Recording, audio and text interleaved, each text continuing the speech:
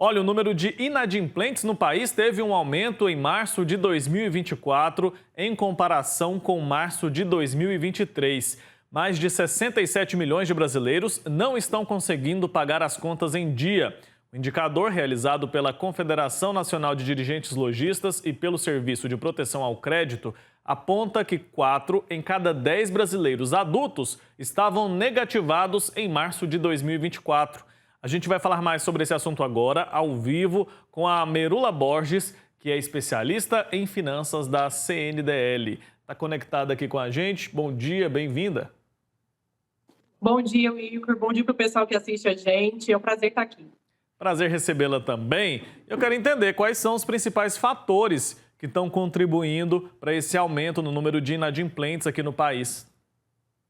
Esse é uma aula depois de algumas quedas, porque a gente não tem mais aquele fôlego de 13º, os empregos temporários. Então, é normal a gente ter alguns repiques aí, algumas altas no sentido de queda que a gente prevê que deve ter. Tem algumas situações aí que colaboram para ter essa queda, apesar da gente ainda prever que vão ter outras altas no caminho. Ainda é um número alto, é difícil das pessoas saírem da inadimplência, então a gente ainda tem uma situação complicada aí para quem quer colocar as contas em dia. A impressão, às vezes, é que as pessoas estão correndo numa esteira, né? Não conseguem sair do lugar, porque trabalham muito e aí, por conta das altas taxas de juros que são praticadas aqui no nosso país e vários outros fatores, a gente percebe que as pessoas tendem a se perpetuar ali na inadimplência. Então, vamos dar as dicas. Quais são as dicas que a gente pode passar para aquela pessoa que está nos acompanhando agora, está endividada, principalmente com a questão do cartão de crédito, que sempre enrola, sempre a gente vê pessoas reclamando que não estão conseguindo arcar ali com essa dívida. O que essa pessoa precisa fazer? Qual que é o primeiro passo para a gente se livrar do endividamento? Primeiro, fazer um levantamento completo de todas as dívidas que tem. Muita gente deve, mas não sabe exatamente quanto deve. Depois, fazer um planejamento realizável para conseguir pagar. Não adianta se planejar com metas irreais para não conseguir cumprir, porque isso pode piorar a sua situação. Nessa etapa, você pode, inclusive, buscar ajuda ou de alguém, de algum especialista, ou então de algum órgão. Alguns PROCONs em algumas cidades, por exemplo, fazem esse trabalho de ajudar as pessoas e orientar quem quer buscar taxas melhores. E também sempre buscar arcar com essa negociação. A gente vê que 70%, mais de 70% dos entrevistados não arca com os acordos que são feitos e isso acaba piorando a situação. Então, faça um levantamento completo, realizável, para conseguir realmente quitar suas dívidas. Não adianta entrar em desespero, é realmente uma situação desesperadora para muita gente, tira o sono, mas às vezes é inclusive melhor esperar um pouquinho para conseguir levantar algum dinheiro, fazer uma proposta para cumprir o acordo que vai ser feito. A gente tem taxas de juros baixando agora.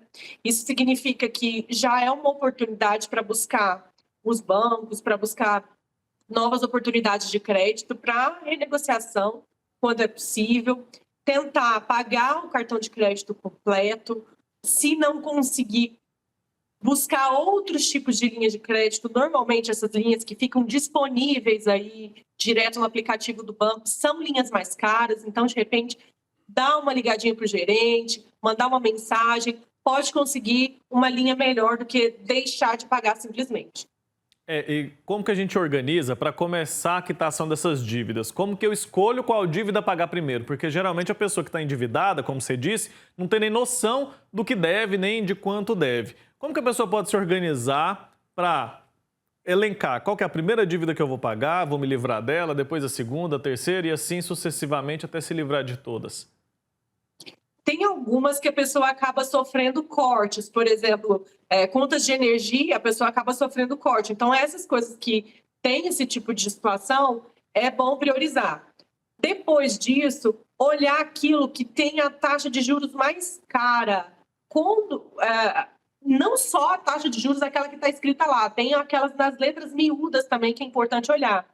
A gente tem as taxas de juros mais altas para rotativo do cartão de crédito e para cheque especial. Então, se você deve dessas duas, já é um bom sinal de itens que você já precisa negociar o quanto antes para não ficar rolando aí numa bola de neve.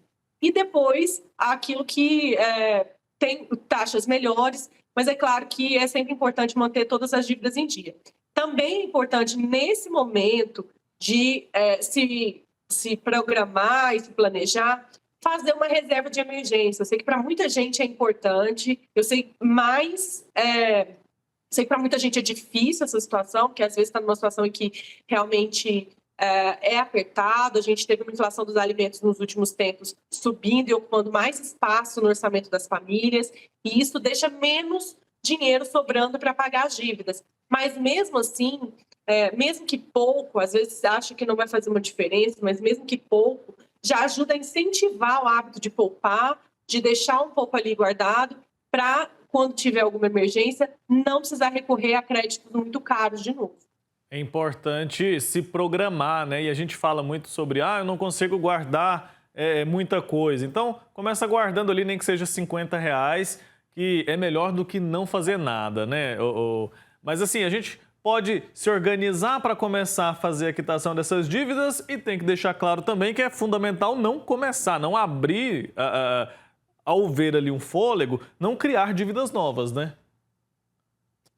Não só o planejamento, mesmo que seja pouco, faz diferença sim, porque o hábito já vai funcionando. Então, uma boa parte ali do que você ganha, reserva uma parte, mesmo que seja isso aí, como o Wilker falou, de R$ 50 ou até menos, mas para iniciar o hábito. E não espera sobrar. Primeiro, pague o seu próprio boleto, para depois pagar as outras coisas. Se ficar esperando sobrar, realmente não sobra, porque a gente começa a fazer contas mentais, acho que ainda tem aquilo, ou ainda tem aquilo outro. Sobrou um dinheiro aqui, vou pedir mais uma comida aqui pelo aplicativo. Então, se deixar o dinheiro sobrar para conseguir economizar, realmente não vai sobrar. Faça primeiro, pague-se primeiro, para depois se planejar. E aí, procure não fazer dívidas, né? Não comprar além daquilo que tem necessidade. A gente vê muitos, assim, as fintechs se popularizaram e o acesso ao crédito também. E aí, muita gente não sabe como lida com essa quantidade de crédito que é ofertado o tempo todo. Abre a rede social e já vem aquele monte de banco, de fintech oferecendo ali o cartão de crédito. Não pegue um crédito que você não precisa, para não cair nessa situação de acabar gastando demais. É importante também evitar as tentações. Não fique entrando naquele site para ver como é que está a promoção, ou se ficar passeando, olhando vitrine de loja. Vamos buscar fazer outras coisas para não cair em tentação. Do mesmo jeito que a pessoa que quer emagrecer precisa evitar ficar o tempo todo ali exposto a comidas que às vezes engordam muito, a gente também tem que fazer isso com dinheiro, evitar ficar exposto a situações que fazem a gente gastar mais.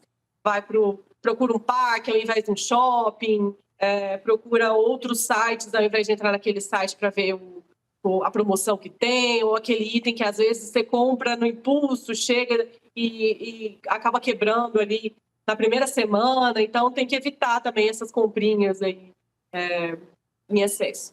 Tá certo. E quantas vezes a gente não compra coisas desnecessárias, depois que chega, a gente coloca lá no canto, não usa nunca, então a gente precisa cuidar com mais carinho do nosso dinheiro. Merula Borges, especialista em finanças da CNDL, muito obrigado pelo seu tempo aqui junto com a gente. Até uma próxima, tá bom? Muito obrigada, agradeço a todos. Até mais.